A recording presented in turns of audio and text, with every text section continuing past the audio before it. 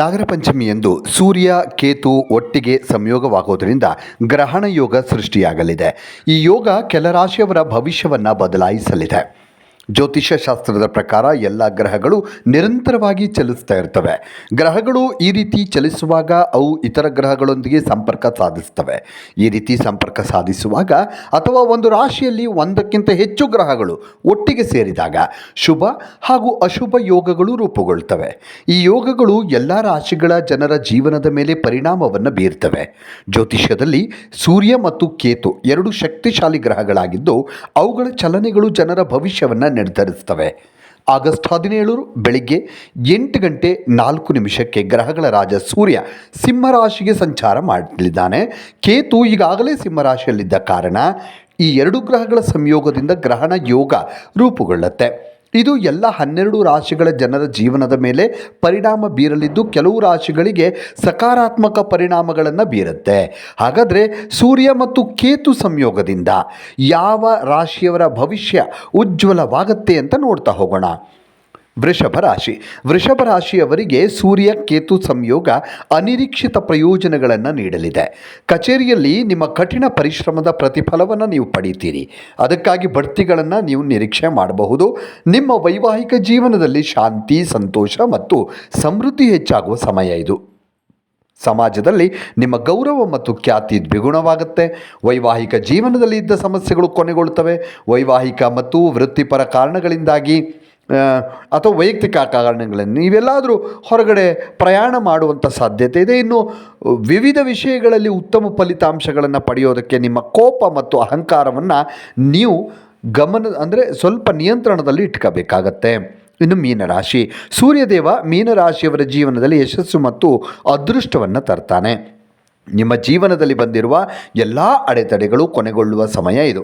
ಪ್ರಬಲ ಗ್ರಹಗಳ ಸಂಯೋಗದಿಂದಾಗಿ ಹೊಸ ಆದಾಯದ ಮೂಲಗಳು ಸೃಷ್ಟಿಯಾಗ್ತವೆ. ನಿಮ್ಮ ಆದಾಯದ ದಿಕ್ಕನ್ನು ಬದಲಾಯಿಸ್ತವೆ. ಅಂದರೆ ಹೊಸ ಆದಾಯಗಳು ನಿಮಗೆ ಹುಡುಕೊಂಡು ಬರ್ತವೆ. ಜೀವನದ ಒಂದು ಪಥ ಅನ್ನುವಂಥ ದಾರಿ ಅನ್ನೋದು ಬದಲಾಗುತ್ತೆ. ಪ್ರಭಾವಿ ವ್ಯಕ್ತಿಗಳನ್ನು ಭೇಟಿಯಾಗುವ ಸಾಧ್ಯತೆ ಇದೆ. ಅಲ್ಲದೆ ಕೆಲಸದಲ್ಲಿ ನಿಮ್ಮ ಪ್ರಯತ್ನಗಳಿಂದ ಹೊಸ ಎತ್ತರವನ್ನು ತಲುಪ್ತೀರಿ. ಕೆಲಸದಲ್ಲಿ ಮೇಲಾಧಿಕಾರಿಗಳು ಮತ್ತು ಸಹೋದ್ಯೋಗಿಗಳಿಂದ ಮೆಚ್ಚುಗೆ ಪಡೆಯುವಂಥ ಸಾಧ್ಯತೆಗಳು ಕೂಡ ಈ ಮೀನರಾಶಿಯವರಿಗೆ ಹೆಚ್ಚಾಗಿದೆ. ಮತ್ತು ಆರೋಗ್ಯ ಕೂಡ ಈ ಅವಧಿಯಲ್ಲಿ ಉತ್ತಮವಾಗಿರುತ್ತೆ. ಇನ್ನು ಕುಂಭರಾಶಿಯವರಿಗೆ ಸಕಾರಾತ್ಮಕ ಬದಲಾವಣೆಗಳನ್ನು ತರುತ್ತೆ. ಈ ಅವಧಿಯಲ್ಲಿ ಒತ್ತಡವನ್ನು ತೊಡೆದುಹಾಕಲು ಮತ್ತು ಕುಟುಂಬ ಜೀವನದಲ್ಲಿ ವಿವಿಧ ಸಮಸ್ಯೆಗಳನ್ನು ನಿವಾರಣೆ ಮಾಡಿಕೊಳ್ಳೋದಕ್ಕೆ ಬಹಳ ಒಳ್ಳೊಳ್ಳೆ ಅವಕಾಶಗಳು ಸಿಗ್ತವೆ. ನೀವು ಅವಕಾಶವನ್ನು ಸದುಪಯೋಗಪಡಿಸ್ಕೋಬೇಕು. ಆರ್ಥಿಕ ಲಾಭಕ್ಕೂ ಅವಕಾಶ ಇದೆ. ನಿಮ್ಮ ಆರ್ಥಿಕ ಪರಿಸ್ಥಿತಿ ಕ್ರಮೇಣ ಸುಧಾರಿಸುತ್ತೆ. ನಿಮಗೆ ಸೂಕ್ತವಾದ ಉದ್ಯೋಗ ಅವಕಾಶಗಳು ಹುಡುಕೊಂಡು ಬರುತ್ತೆ ಮತ್ತು ನೀವು ನಿಮ್ಮ ಉದ್ಯೋಗವನ್ನು ಯಶಸ್ವಿಯಾಗಿ ಬದಲಾಯಿಸೋದಕ್ಕೆ ಸಾಧ್ಯವಾಗುತ್ತೆ. ಅಲ್ಲದೆ ಕುಟುಂಬದೊಂದಿಗೆ ಪ್ರಯಾಣಿಸೋದಕ್ಕೆ ಅವಕಾಶ ಸಿಗುತ್ತೆ. ಇದು ನಿಮ್ಮ ನಡುವಿನ ಒಂದು ಪರಿತಿಯನ್ನು ಒಂದು ಪರಿಣಾಮವನ್ನು ಅಥವಾ ಹಣದ ಒಂದು ಬಲ ಏನಿದೆ ಇದೆಲ್ಲವೂ ಕೂಡ ಬಲಗೊಳ್ಳುತ್ತೆ. ಮತ್ತು ನೀವು ಹಲವಾರು ಕ್ಷೇತ್ರಗಳಲ್ಲಿ ಕೆಲಸ ಮಾಡುವಂಥವ್ರು ಬೇರೆ ಬೇರೆ ಕ್ಷೇತ್ರದಲ್ಲಿ ಕೆಲಸ ಮಾಡ್ತಾ ಇರಬಹುದು. ನಿಮ್ಮೆಲ್ಲರ ಆದಾಯ ದ್ವಿಗುಣವಾಗುತ್ತೆ, ಅಂದರೆ ಡಬಲ್ ಆಗುತ್ತೆ.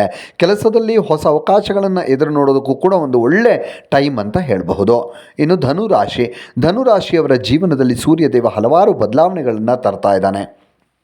ಮೇಲಾಧಿಕಾರಿಗಳ ಮೆಚ್ಚುಗೆಯನ್ನು ನೀವು ಪಡಿತೀರಿ. ನಿಮ್ಮೆಲ್ಲ ಸಾಲಗಳು ತೀರ್ತವೆ. ಆರ್ಥಿಕ ಸಮಸ್ಯೆಯಿಂದ ಹೊರಬರ್ತೀರಿ. ಕೆಲಸದಲ್ಲಿ ಉನ್ನತ ಸ್ಥಾನ ಸಿಗುತ್ತೆ. ಅಲ್ಲದೆ ಈ ಧನುರಾಶಿ ವಿದ್ಯಾರ್ಥಿಗಳಿಗೆ ಒಳ್ಳೆ ಟೈಮು. ಬಯಸಿದಂಥ ಕೋರ್ಸ್ ಮಾಡೋದಕ್ಕೂ ಅವಕಾಶ ಸಿಗುತ್ತೆ. ಅಲ್ಲದೆ ಹಣಕಾಸಿನ ಸಮಸ್ಯೆ ದೂರವಾಗುತ್ತೆ. ಇನ್ನು ದೀರ್ಘಕಾಲದಿಂದ ವಿವಾಹ ನಿರೀಕ್ಷೆಯಲ್ಲಿರುವಂಥವರಿಗೆ ಕಂಕಣ ಭಾಗ್ಯ ಕೂಡಿ ಬರುತ್ತೆ. ಮನೆಯಲ್ಲಿ ಶುಭ ಕಾರ್ಯಗಳು ಮತ್ತೆ ಪುನರಾರಂಭ ಆಗ್ತವೆ. ಹಿಂದೆ ಮಾಡಿದ ಸಾಲವನ್ನು ಇದೀಗ ನೀವು ತೀರಿಸ್ತೀರಿ, ಮುಕ್ತ ಹೊಂದುತ್ತೀರಿ.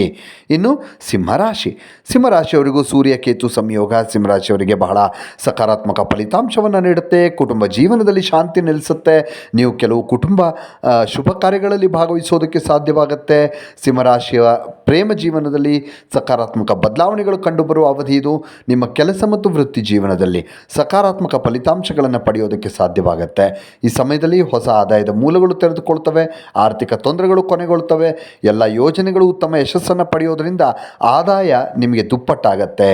ನೀವು ನಿಮ್ಮ ಪ್ರಯತ್ನಗಳಿಗೆ ಮೆಚ್ಚುಗೆಯನ್ನು ಪಡಿತೀರಿ. ಈ ಅವಧಿಯಲ್ಲಿ ಆರೋಗ್ಯ ಕೂಡ ಉತ್ತಮವಾಗಿರುತ್ತೆ.